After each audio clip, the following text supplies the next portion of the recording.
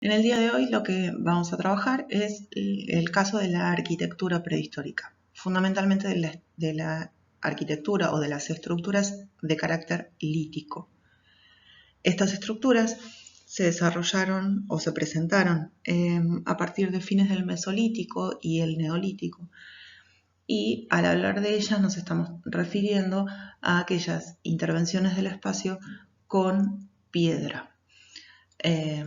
Como son piedras de gran tamaño, implican el trabajo colectivo, por lo tanto una planificación y una intervención del espacio en conjunto y no únicamente de una sola persona. En el caso de estas estructuras, lo que no se puede encontrar para todos los tipos que hay es una función específica. En algunos casos sí la tienen y sí se conoce esa función. En otros casos se le adjudican caracteres religiosos o marcaciones astrológicas o ritualísticas, pero en ningún caso se sabe con absoluta certeza. En las diapositivas que le siguen les muestro los tipos que hay. Este video va acompañado con un texto en el que se trabajan las mismas formas. También tienen imágenes en ese texto para que puedan ir cotejando. Dentro de lo que son todas de los tipos de estructuras líticas, el más sencillo es el menhir.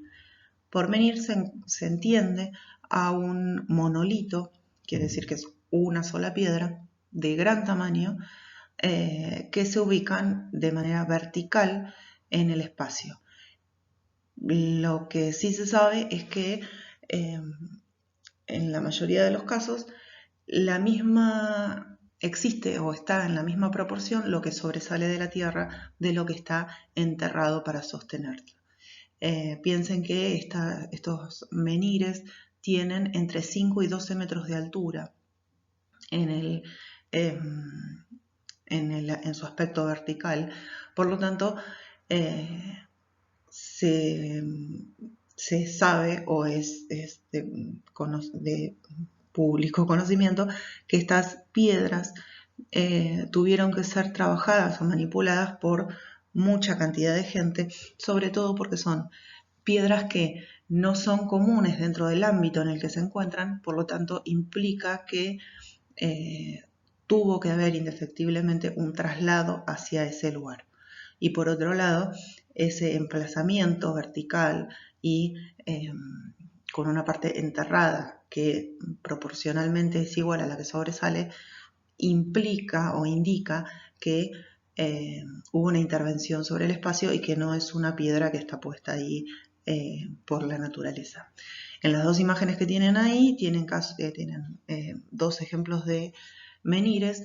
Les puse la segunda imagen como para que vean una proporción de lo que es el monumento lítico o la estructura lítica en proporción con una persona, para que más o menos se den una idea de lo que son los tamaños de estos menhires.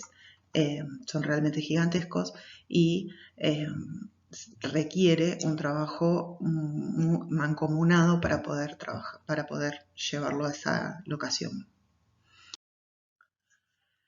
En algunos casos, los menhires no se trabajaron de manera única o no se dejaron de manera única en el espacio, sino que se colocaron en conjunto. Estos conjuntos, cuando generan hileras, se consideran o se llaman alineamiento de menhir o hilera de menhir. En algunos casos tienen una prolongación en el espacio de varios kilómetros. No se sabe cuál fue la función de la colocación de estas piedras. Y lo que sí hay que tener en cuenta es que cuando se producen los alineamientos de menhires, las piedras que los componen o los monolitos que lo componen son mucho menores a los menhires solitarios. Pero también estamos hablando de una piedra al lado de la otra. Por lo tanto, estamos trabajando la idea de que son menhires que se colocan en en forma concatenada.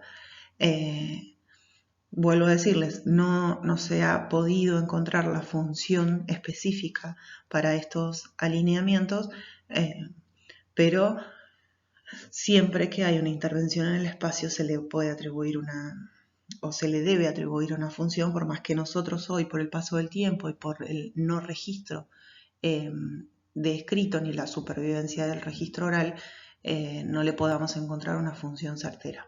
Pero sí, no podemos dejar de reconocer que hay una intencionalidad en esa construcción.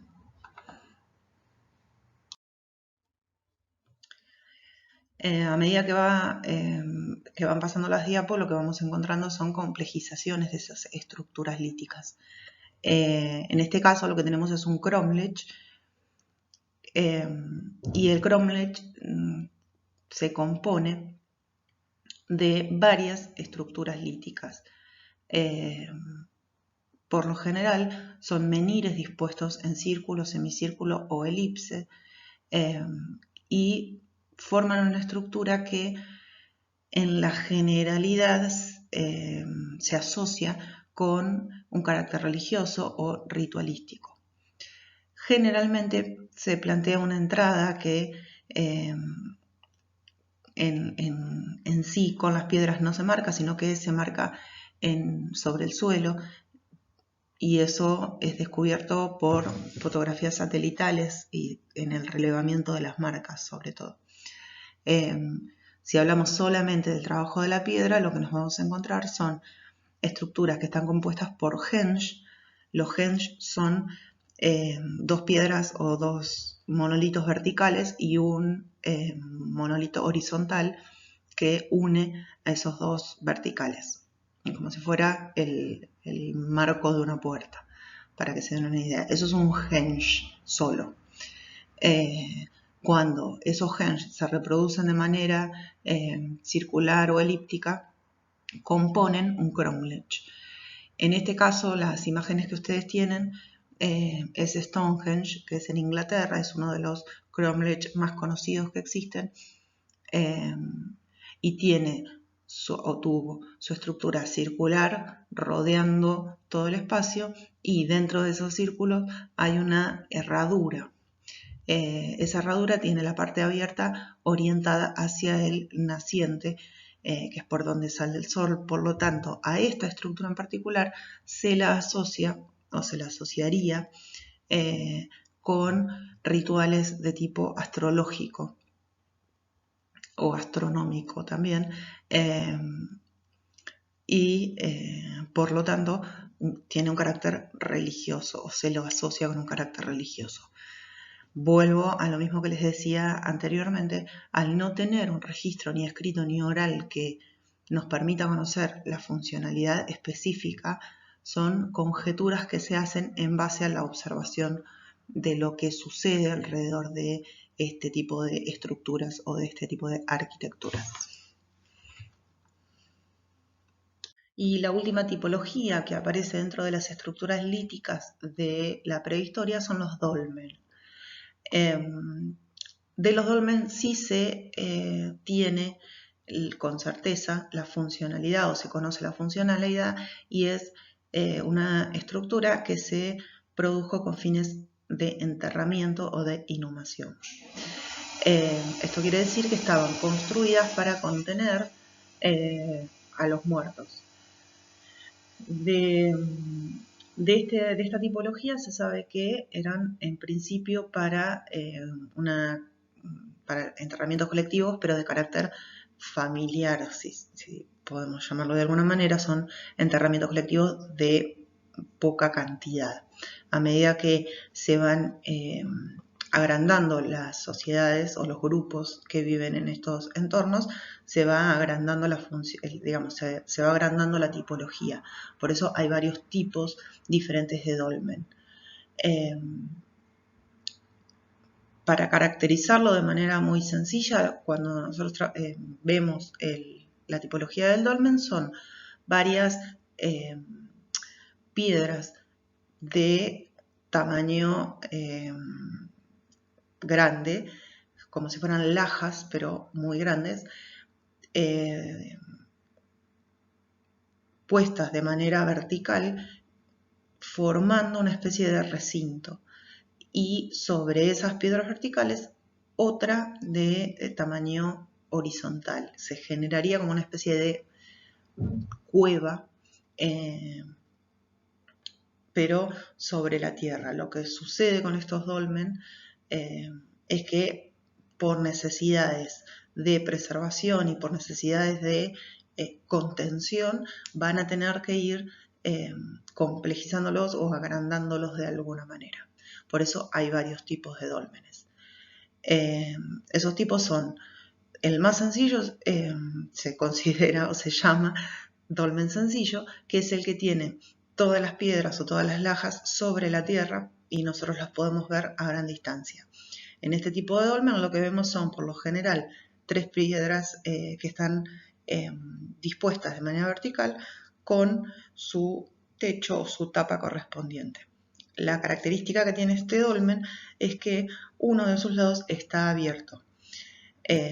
Ahora en las próximas diapos les muestro las imágenes, pero lo que supone esta forma de dolmen sencillo es que dejar ese lugar abierto o esa posible entrada a animales carroñeros, lo que implicaría es que los cuerpos que se dejan ahí con una pretensión de inhumación y de perdurabilidad de los restos se vería comprometida porque cualquier animal podría atacar esos restos y devorarlos. Por lo tanto, ese monumento que tenía un carácter conmemorativo deja de tener su función.